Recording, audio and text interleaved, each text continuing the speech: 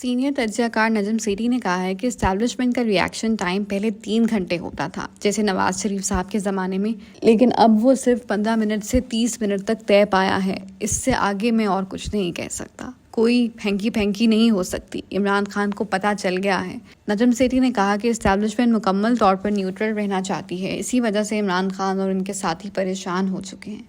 इत्तेहादी आखिरी वक्त तक कोई ऐलान नहीं करेंगे क्योंकि वो नहीं चाहते कि इन पर किसी किस्म का दबाव आए, मगर फैसला कर लिया गया है कि वो अपोजिशन का साथ देंगे। नया दौर टीवी के प्रोग्राम खबर से आगे में मुल्क की पल पल बदलती सियासी सूरत हाल में अपना तज्जिया पेश करते हुए उनका कहना था कि इमरान खान के लिए घड़ी की टिक टिक शुरू हो चुकी है। मैं कुछ अरसे से कह रहा था कि वज़ीर आज़म को एहसास था कि ये खेल कहाँ जाकर ख़त्म होगा, इसलिए उन्होंने एक बयानिया बनाना शुरू कर दिया था, जिनमें से एक अमेरिका की मुखालिफत, दूसरा मज़हब, जबकि तीसरा अच्छाई और बदी का प्रचार है। इनका कहना था कि इमरान खान ने आज तक ना तो सियासत सीखी है और ना ही सीखने की कोशिश की है। हमेशा इस्टेब्लिशमेंट के स्तर पर काम करते रहे। इस्टेब्लिशमेंट ने ही इनके जलसे करवाए और इलेक्शन में बंदे दिए। मैं तो इतना तक जानता हूँ कि 2011 के जलसे में कौन कौन इनके साथ था और किस किस ने पैसे दिए।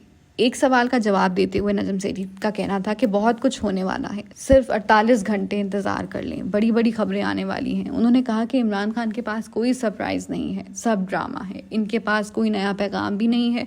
वो ये बात सिर्फ इसलिए कर रहे हैं ताकि लोग 27 मार्च के जलसे में पहुंचे। कहा जा रहा था कि शायद इमरान खान किसी नोटिफिकेशन या डी नोटिफिकेशन की बात करेंगे, लेकिन ऐसी भी कोई बात नहीं है।